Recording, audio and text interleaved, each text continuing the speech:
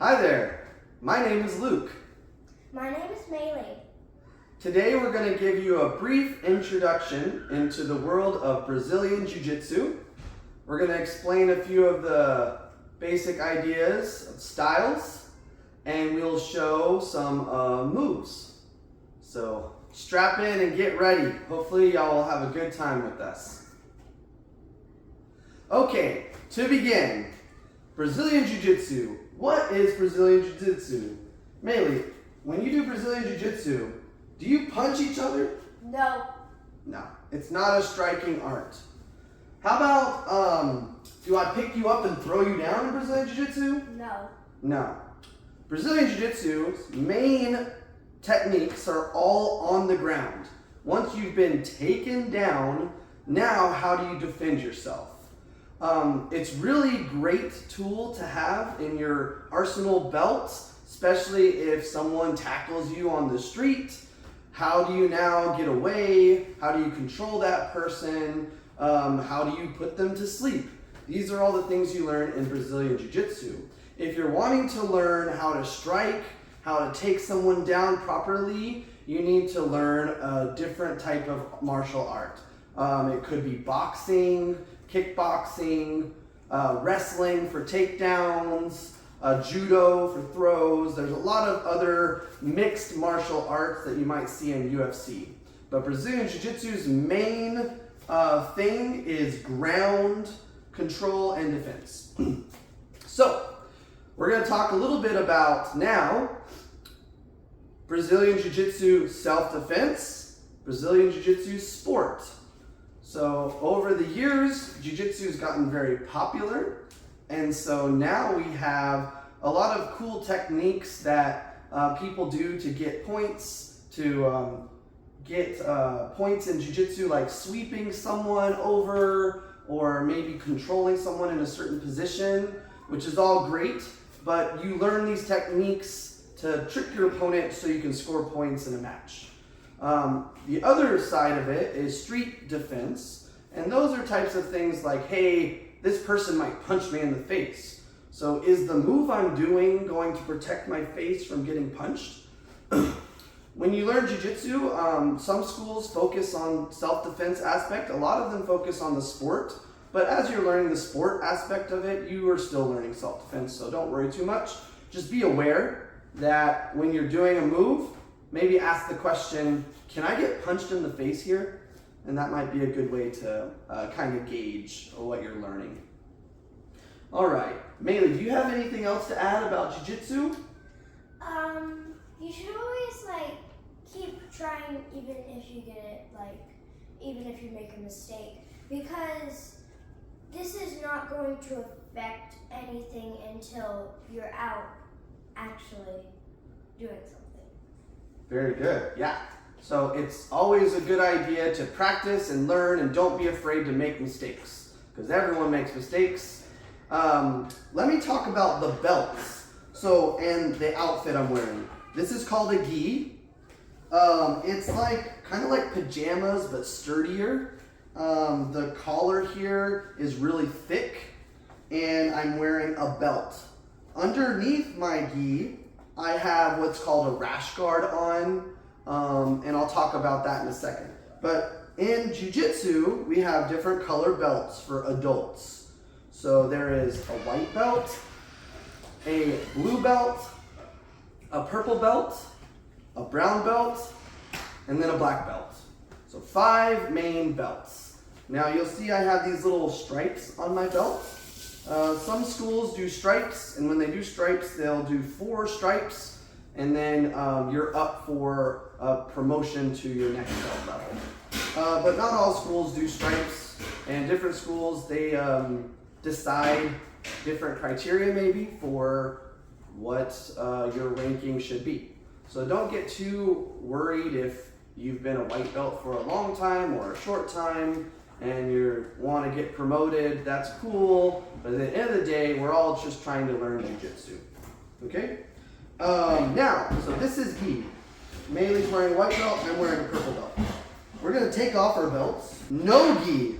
See, I'm not wearing my gi anymore. When you are doing no-gi jiu-jitsu, you typically are just wearing a rash guard and shorts. I'm not going to change into shorts. This is acceptable to wear. A lot of people nowadays love no-gi jiu-jitsu because you're doing things that's more maybe realistic in the real world. Not everyone's wearing a gi in the real world. And so it's nice to learn techniques that you can apply to any situation. So no-gi is very attractive. What you lose when you're not wearing a gi is the ability to do like more chokes and grips. And grips to control someone. I can hold on to their gi really good. Like, here's an example. If I was wearing this, we could like grab here. Yeah. See, melee can hold on to me by holding on to my gi. Whereas no gi, I can slip away, I can get away a lot easier. So that's the big difference. I hope that was a good brief introduction into Brazilian Jiu Jitsu. Now let's do a couple moves. So like I said, there's a self-defense and there's a sport aspect. For a basic self-defense technique, it's just called managing your distance. So in Jiu-Jitsu, you don't learn a lot of takedowns. You would need wrestling for that, but they do try to teach some. But a basic thing to consider, whether you're on your feet or on the ground, is managing your distance. So I'm going to show you what that means. So Melee and I are standing. If I can touch Melee, I'm too close to her, right? Melee needs to step back. Now, if I can kick Melee, I'm too close. So Melee is now in a safe distance away from me. If Melee stepped towards me, she's now in reaching. She could kick me or punch me, and I don't like that. So the basic philosophy is if someone steps into your space, you either need to step back, so now there's no danger, or you step in. So if Melee gets too close to me, then she needs to come and bear hug. Bam! So now I can't punch her because she's too close to me. So this is called managing the distance. So with the partner, what you're going to do, you're going to stick your hand out and make sure you're far enough away. One partner is going to step forward into attack mode. The other partner is going to back up and get out. Good. Now you come forward and I step back. I'm getting out of the bubble. One thing to note, as you're doing this, try to keep your legs without crossing. So you might kind of skip back, you might skip forward, just kind of get used to your bubbles, okay? Pause the video now and spend about 5 minutes practicing this with the partner. Okay, so that was a very basic self-defense move. Now we're going to get into actual jiu-jitsu ground stuff. All right, so the first thing that we're going to show you is called side control. This is a really common position in jiu-jitsu and in the real world. Let's say that Melee got taken down by me. All right, I take Melee down, and now I'm going to go to side control. So this is side control. What I have here is I'm kind of making a perpendicular position with Melee. So I put my arm under her neck, I put my other arm under her arm, and I kind of just hold my hands together. I want to have my head close to her body, and I want to have my knee on her hip, and I want to be pulling her in. I pulled her in so that my leg is under her shoulder. This is a great way to control someone whenever they've been taken down. You just get to side control, and you just squeeze them in tight, you pull them close, and you spread your leg out with your head close. Let's have Melee try it to me. Good. Okay, thank you. One thing to note. Melee, come back. whenever you're doing side control, you want to make sure to settle back and your chest is kind of pushing into my chest. If you scoot forward again, man. If you scoot forward too much with your butt up in the air, then I can roll you over. So whenever it's important whenever you have side control that you're kind of settling back. Okay? So once again, side control. The opponent is down already. So go ahead and get down. I'm going to drag Melee over here. Alright, I am going under Melee's head, and I'm going under her arm, and I'm kind of holding my hands together. Now, I'm bringing my knee to her hip, and my other knee under her shoulder, and I want to kind of get her off the ground like this. I'm sitting back, so I'm not like this, so that I can just control her. So now Melee's going to fight to get out. Go ahead and fight. And I'm just going to see how it feels to keep her here. Pause the video now and spend about 5 minutes practicing side control.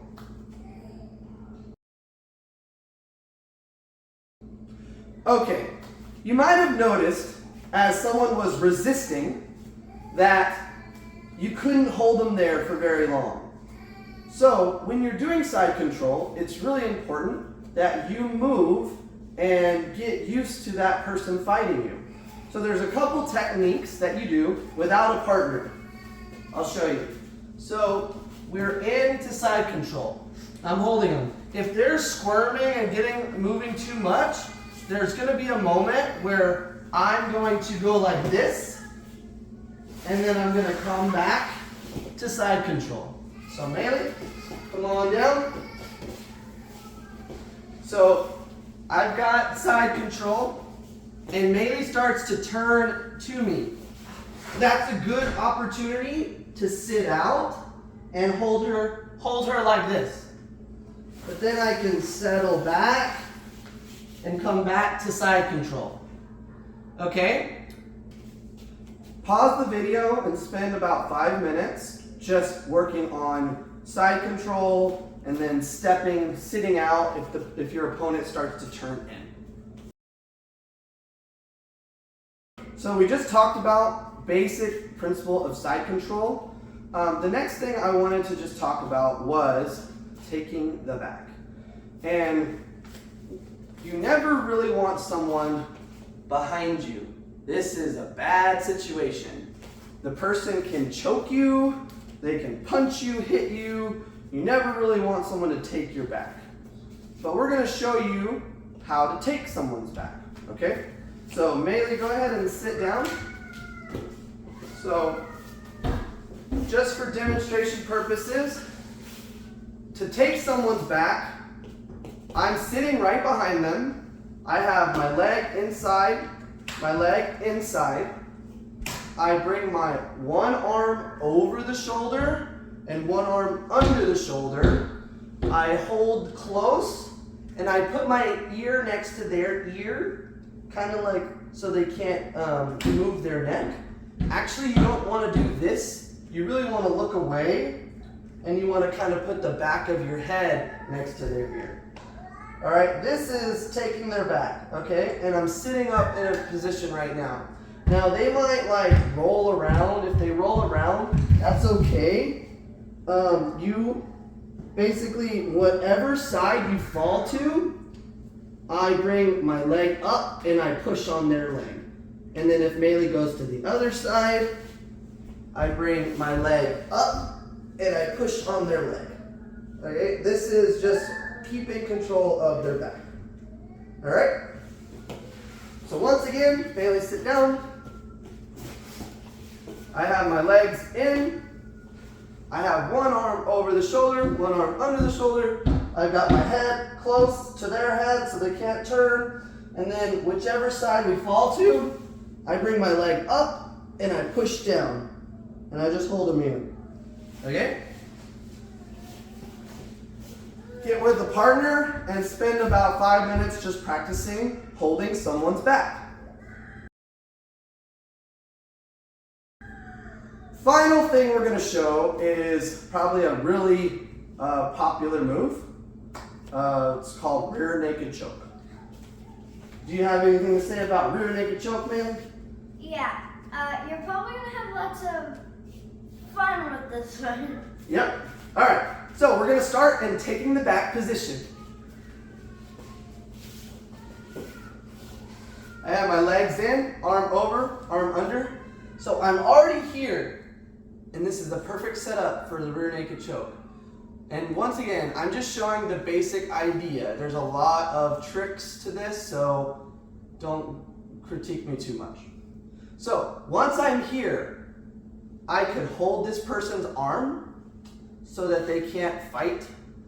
And then this hand is going to come across the neck, and it's going to come as deep as I can. I want to get my elbow under their chin if possible.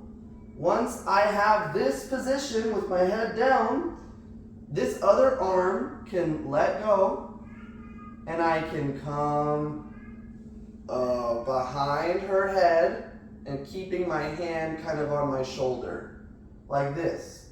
Now, to finish the rear naked choke, what you're going to do is you're going to roll your shoulders back and kind of like you're trying to pull a little bit your elbow back. So it looks like this. I come here, I pull it back. See how her head kind of turned a little bit? This is giving a lot of pressure on her neck. And that's where your blood flows on both sides of the neck. So you're cutting off the blood flow, which makes them fall asleep. Okay? So once again, I start with the backpack position. I can hold her arm, and then this hand just comes right up. Try to grab my own shoulder, and then I get my elbow under her neck, under her chin, and then this can come behind her head. And now I don't necessarily have to squeeze so much. I just keep it close and tight, but I'm gonna bring my elbow back, just like that. Mainly tapped, which means that, hey, this is choking me and it's time to be done. Please take 5 minutes to practice doing the rear naked choke with your partner. So if you are ever like you're practicing and you're like, no, I'm going to get hurt, you need to stop this, you tap. And that means like the person who's doing it, they immediately stop and you just start over or continue doing what you were doing or do something else. Or something like that. But if you ever feel a tap or they say tap or you hear tap, stop. That is great advice, Maylee. When we practice, we do not want to hurt each other. And so definitely tapping is the way to let your partner know, I'm done, I give up, please stop choking me. And as you doing the choke, you need to be respectful and you need to release immediately. No playing around, this is very serious. Someone can die very easily from being choked for too long. So anytime someone doesn't feel comfortable, even if you don't have the choke, if someone taps, you let go. Show respect to your partner. Hey, thank you for watching this video. We just wanted to give you a brief introduction, give you a couple tastes of jiu-jitsu. I hope that you enjoyed learning a little bit about side control, a little bit about taking the back and the choke, and also about keeping your distance. Please take some time to practice this with a partner, watch this video again, watch a better video that does better technique than me, and enjoy jiu-jitsu. Journey for life. Yeah. All right.